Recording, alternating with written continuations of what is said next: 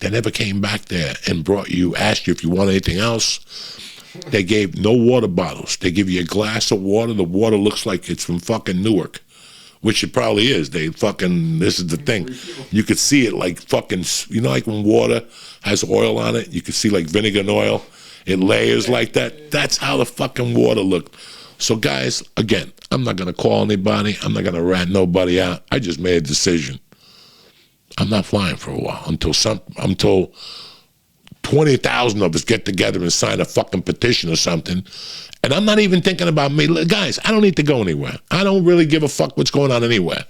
I'm thinking about you motherfuckers with family people, with 2 kids. Could you imagine with your 2-year-old child and your 4-year-old child going to an airport at 6 a.m. and now you got to wait there with your kids till 11 o'clock? You're like me. You're a piece of shit. You could deal with anything. I don't give a fuck what you throw at me. But why should I put my child and my wife through that? They don't deserve that shit, especially at the prices that you're paying for these fucking plane tickets. I just checked for a plane ticket the other day. I used to pay $600 for. It's $1,400. Just to look. Because I'm a nerd like that. I love to look at things. I wasn't doing anything. I looked to see what it was. It was a plane ticket to Mexico for a friend of mine. He says he can't find nothing cheaper than $800. I said, let me get a crack at it. Bro, there were $1,400 tickets to fucking Mexico. The same plane he takes every year for the last 5 years. So, like I said, guys, I get it. I love you motherfuckers. I love traveling.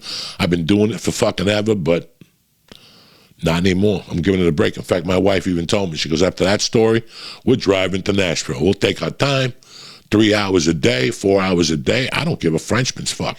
Listen, think about this. I got to the airport at 4:30 in the morning yesterday. I didn't walk in my door till 7:15 at night, 7:20. I could have walked to fucking Nashville. It's 12 hours to get to Nashville. Think about that. Let's start the day at 6 a.m. That's a 13-hour day. I could have driven to Nashville. That's it. I'm done. I really wanted to go out to L.A. and see Ryan Sickler next week and do Bill Maher's podcast to promote the book. But you know what, guys? We'll do it fucking Zoom. I'm not putting myself up to that fucking abuse. It's over. That's it. That's how I feel. That's it for a while. Unless something, I feel bad. My uncle's pushing the ticket. I don't know how much time he's got left, but for that I'd have to fucking fly out.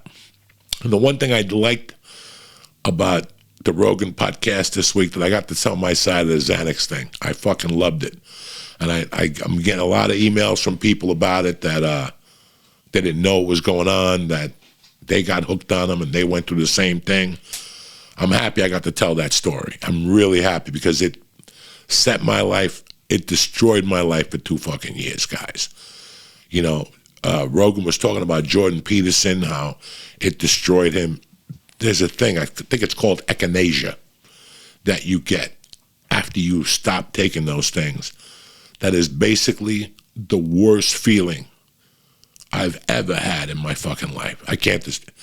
And it was brought up every time I took a Xanax to calm my anxiety, that feeling would start. And it's a feeling of uncertainty you can't really grasp. Your heart's beating, your stomach, something. It's like 20 things that are wrong. And I used to live like this. Guys, I don't wish this shit on anybody. It's like I told Joe. It's not that I was doing Xanax to drink and jump up and down. I really had a really bad condition. It was not fucking good. And now my anxiety is if my anxiety was at 120 3 years ago, my anxiety now is at 5%. I feel it once in a while and I just brush through it. I just go to myself, at this time is when I would insert a fucking Xanax.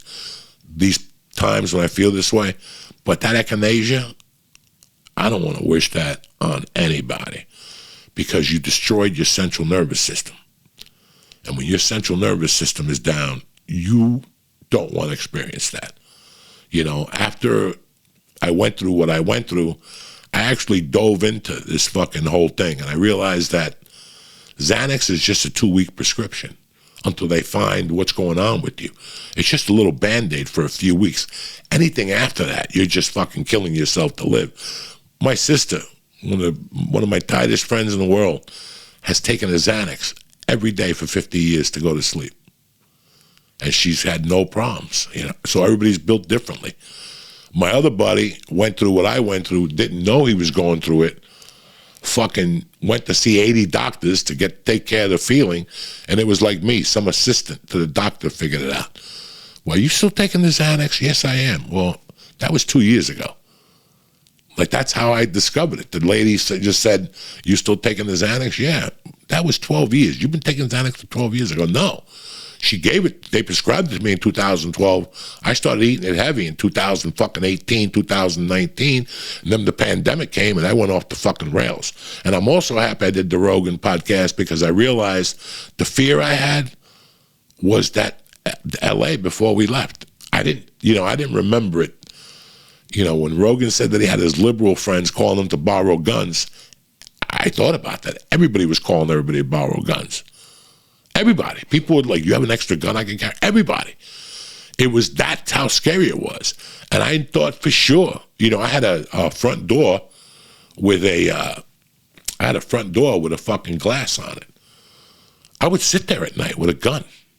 I never told nobody this. Because the neighborhood was going to shit, guys.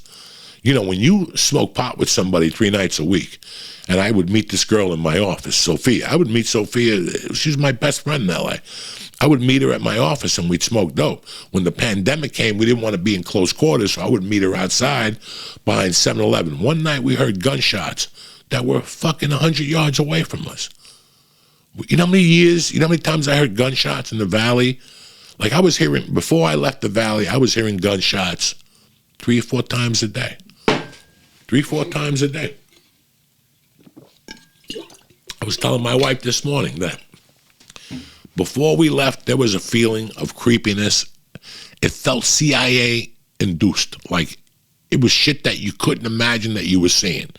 I told you guys about the hooker. I told you guys about the guy hitting the guy with the brick, with the 4x4. You know how many mornings I got up and I would ride my bike early? And I would go by North Hollywood Park, and at the far end of the park, there'd be a box of bricks. Just a box of bricks. Somebody was just dropping off bricks and putting them on the corners.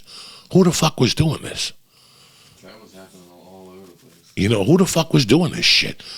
This shit was getting into my psyche with the Xanax and everything else that was going on in my life. That's what put me over the top. I definitely, guys. Paranoid a little bit? It wasn't that I was paranoid. Is that, listen, man, you could tell me anything you fucking want.